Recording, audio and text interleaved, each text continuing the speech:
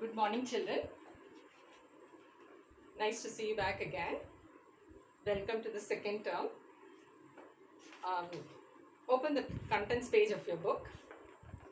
So, totally we have 10 chapters. We have already done 5 chapters. 1, 2, 8, 9 and 6, 7 and 8. Okay. And for the second term, we are going to have chapter number 3, 4, 5 and then 9 and 10. Okay. So, these 5 chapters we'll be having for the second term. Now, we'll start with the third chapter, Laws of Motion. This chapter is interrelated with the second chapter, Motion in One Dimension. Okay. So, turn to page number 56. Okay. So, this is quite a lengthy chapter. There are 5 subparts in it. If you see, 1, 2, 3, 4, 5, 5 subparts. So, it's a long chapter, but quite interesting because a lot of practical things are involved in it. Okay. So, first we'll start with the A part. A part is about contact and non-contact forces. Contact and non-contact forces. Now, so the first topic that we have to see is force. Definition of force. You all remember the definition of force that you studied in lower classes? Yeah? Push or pull acting on a body is called force. But in 9th standard, you cannot write that definition. So, force is that external cause. See the definition of force in page 57. A force is that physical cause which changes or tends to change either the size or the shape or the state of rest or motion of the body. So, a force can have 3 effects. It can either change the size, it can change the shape, or it can also change the state of rest or motion. So, all the 3 are covered in this. Okay, so define force, this will be the answer. Okay, then we are coming to the kinds of force. Okay, there are 2 broad classification of force. One is called contact force and the other one is called non-contact force. Contact force and non-contact force. Now, as the name indicates, contact force is the force that is formed due to a physical contact with another surface. Okay, see the definition of contact force. The forces which are applied on bodies by making a physical contact with them are called contact force. Because it is having a physical contact with another thing, a force is developed, that is called contact force. Okay, then the next paragraph, name.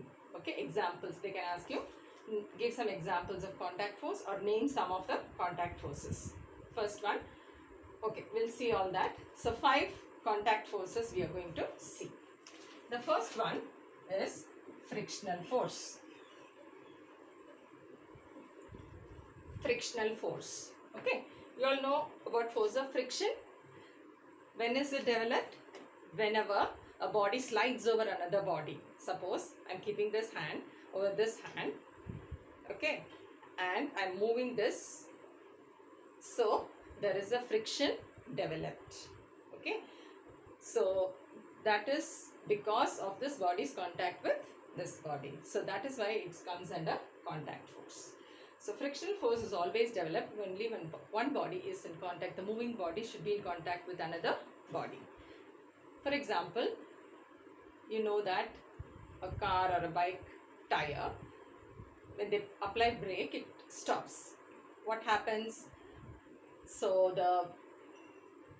the tire is moving in this direction. The road will exert a frictional force in the opposite direction, because of which the tire will come to rest. Okay. Again, that is because of the contact. Because it is the tire is in contact with the road, it comes under contact force. Okay. So, frictional force is a contact force. That's the first example that we have. Okay. So, definition of frictional force. When a body slides over a rough surface, a force starts acting on the body in a direction opposite to the direction of motion. That's always another thing you should remember. Frictional force will be always opposite to the direction of motion. So, if it is moving like this, frictional force will be in this direction. Okay. And then the diagram. Okay. So, this portion earlier it was in 10th standard. So, in board exam, they used to have this question, and specifically diagrams were asked many times. Okay, so they will ask you to draw the diagram showing a force of friction, showing force of reaction, things like that. Okay, so main thing is, so your table and a book, and then these two forces you have to definitely show. If you're pushing it in this direction, or if the book is moving in this direction, force of friction will be acting in opposite direction. Okay, so push this direction, force of friction this direction. Okay, the second type of contact force that we're going to see is normal reaction force. Normal reaction force.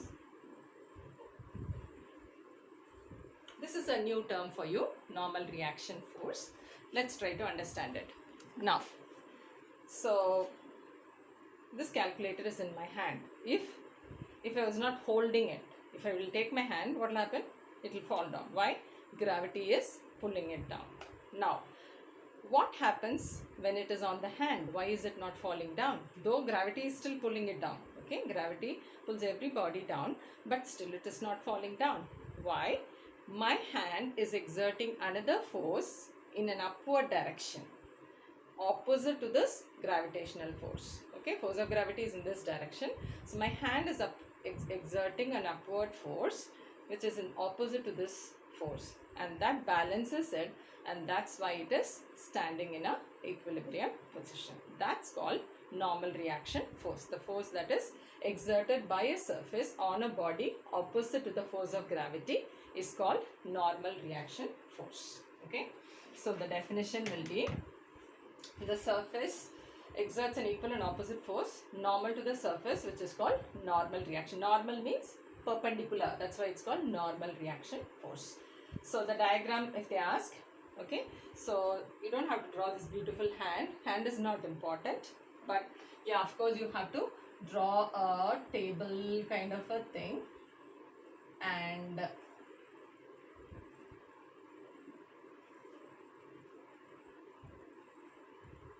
okay, on that you keep a maybe a cube kind of a thing. Okay, now, so force of gravity will be acting in downward direction, and from the same point in an upward direction, normal reaction force will be acting.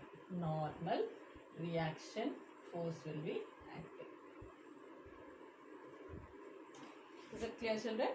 So again, this is comes under contact force, because this force is also formed because this body is in contact with the surface. If it was not in contact, this will not act.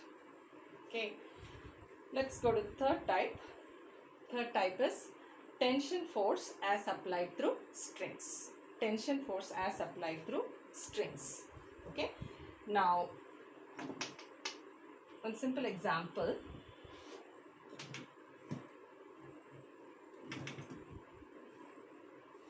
So I have tied this stone.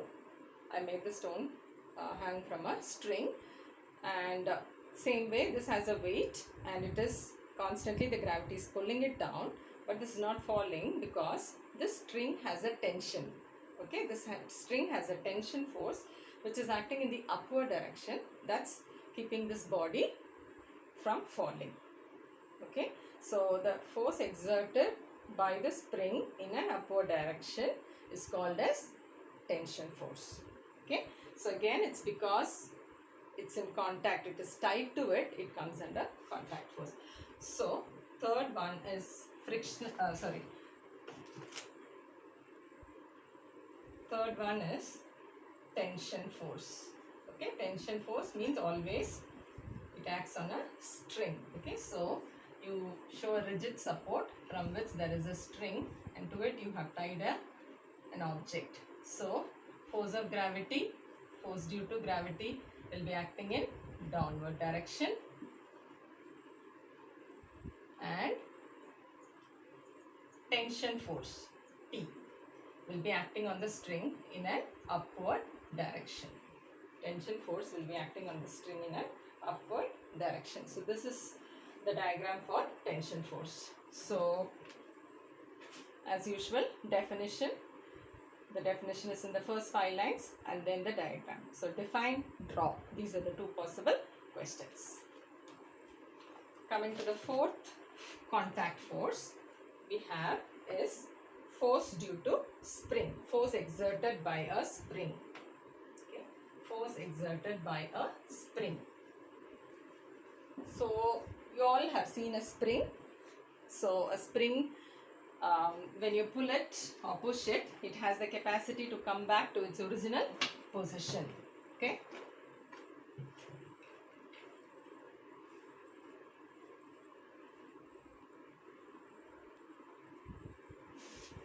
Okay. So the fourth type of contact force that we're going to see is force due to friction. Force due to a spring. Okay. Now you know spring can be either it can be in a compressed state. Suppose imagine one end of the spring, there is a spring, one end of it is attached to a some fixed thing, and the string is in a stretched state. You understand what a stretched state means? If you pull it, it is in a stretched state. Now this is possible because there is a pull force acting here. Okay, the force, you're pulling it with some force, that is why it is in this stretched position. Okay, so the one force that is acting is the pull force, and then there is a force that is acting, that's called the restoring force. Restoring force. So the moment you take this force off, the moment you remove this force, the spring is going to go back to its, because restoring force has a tendency to pull it back to its direction, so it will go back to its original position. Hope this is clear, children. So this also is contact force because this is in contact with this force comes into action.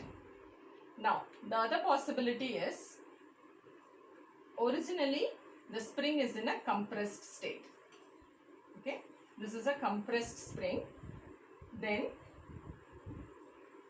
there is the push force that is acting in this direction. Okay, it is, if you have to compress it, you have to apply force in this direction to push it, to keep it compressed. Then in this case, restoring force will be acting in the opposite direction. So restoring force. Okay, so this is what is given here. So you can see the 2 diagrams. Okay, this is simply spring normal position, but the diagram they ask specifically, draw the diagram showing the restoring force on a stretched spring or showing the restoring force on a compressed spring. Okay, so see carefully. Stretched means pull in this direction, restoring force in this direction. Compressed means push in this direction, restoring force in the opposite direction. The same thing is possible if it is fixed between 2 points. Then also, so if they are in a compressed state, compressed spring pushes away the objects. So in a compressed state, one restoring force will be acting in this direction, another one will be acting in the other direction. And then if it is already in a stretched state, restoring force will be acting in this direction. Okay, so as I said, the diagrams are more important, so pay attention to that. Then the last type of force, contact force, is force during collision. When one body collides with another body. Okay, when one body collides with another body, suppose this is body A and this is body B. Okay, they are moving towards each other. This was coming in this direction, this was coming in this direction, both collided with each other. So, okay, both have now collided. So this body will exert a force on this body and this will exert a force on this body. Now, the body A will exert a force on body B, that will be FBA. Force exerted on B by A. Same way, B will also exert a force on A, and which you will write FAB. Force exerted by A on B.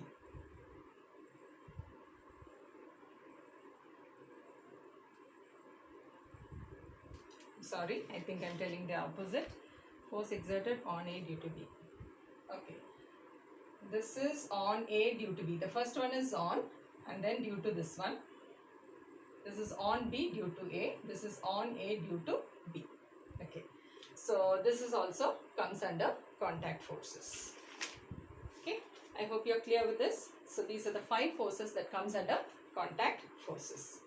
Now we'll go to the next type, non-contact force. The other type is non-contact force. That's very simple. There are 3 definition of non-contact forces given here. The forces experienced by bodies even without being physically touched. Even if there is no physical contact, if there is a force acting, that is called non-contact force. So, there are 3 good examples, 3 examples of contact forces that we, non-contact force that we normally have. One is gravitational force, second electrostatic force and magnetic force. Gravitational force, electrostatic force and magnetic force. So gravitational force, you all know it very clearly.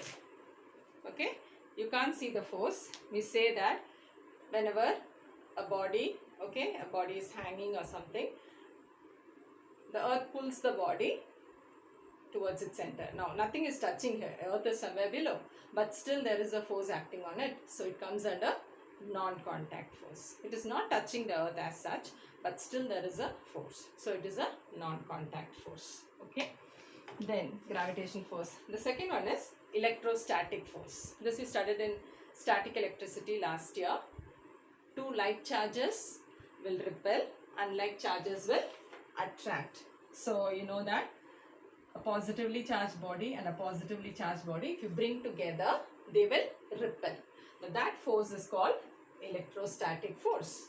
On the other hand, if you bring one positively charged and negatively charged body together, what will happen?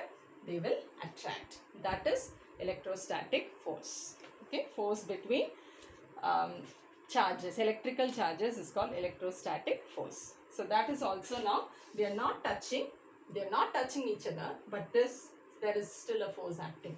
So that is also a non-contact force. Magnetic force, again you all are very familiar. You bring 2 magnets, okay, opposite poles, they are going to attract.